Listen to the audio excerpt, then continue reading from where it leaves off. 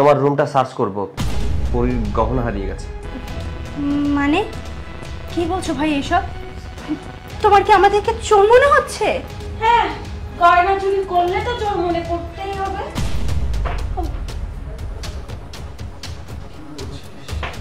পরি, শেষ পর্যন্ত আমাদের চোর বানিয়ে দিলে। চোরকে চোর মনে করবো না তো কি মনে করবো?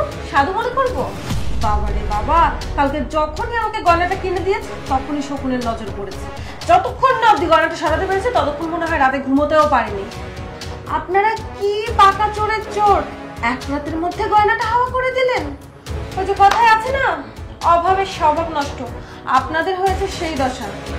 হ্যাঁ পরি, আমরা অনেক অভাবে আছি, চরম অভাবে, কিন্তু এতটা অভাবে না যে আমাদের স্বভাব নষ্ট হয়ে যাবে।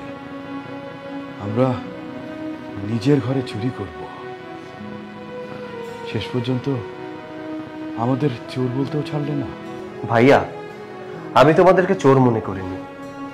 ওরা দিনের পর দিন তোমাদের সাথে যে খারাপ ব্যবহার করছে, আজকে তার একটা বিহিত করেই ছাড়বো। আমি জানি তোমার এই রুমে সার্চ করে কিছুই পাবো না। যদি এই রুমে কিছু পাওয়া না যায় তাহলে প্রতিদান ভয়াবহ হবে। এই সংসারের ইতি আমি এখানেই টানবো। আর শুধু এই রুম না, বাকিদেরও রুম আমি সার্চ করব। থাক ভাই, আর না, তোরা রুম চেক কর, রুম সার্চ কর, তাতে আমার কোনো আপত্তি নেই। কিন্তু এখনকার পর থেকে এই বাড়িতে আমরা আর থাকতে যাচ্ছি না। মানে আমাদের কারণে তোর নিজের সংসারের অশান্তি হবে, প্রতিদিন তুই একটার পর একটা অশান্তি ফেস করবি, এটা আর ভাল লাগছে না। তোরা সার্চ কর, যা ইচ্ছা তাই কর, আমরা অন্য কোথাও চলে যাই। কেউ যাওয়া যাবে না। এই ঘটনার সমাধান না হওয়া পর্যন্ত কেউ যাওয়া যাবে না। কে চুরি করেছে সেটা বের করব, তারপর। ঠিক আছে, ঠিক করে নাও।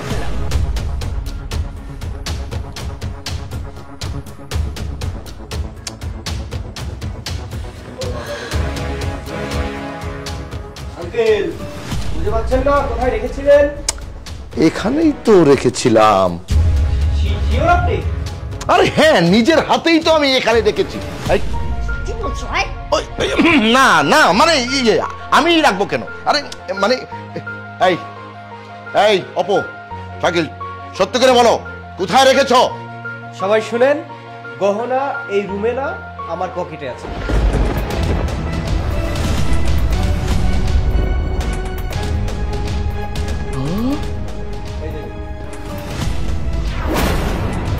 এসব কি হচ্ছে? আমি তো কিছুই বুঝতে পারছি না। এই, চুরি করেছে কে? তুমি চুরি করেছো? না দুলা ভাই, চুরি করেছে আঙ্কেল। না, মিথ্যে কথা, আমি চুরি করিনি। চোর কখনোই স্বীকার করবে না সে চুরি করেছে। এসব কি কথা?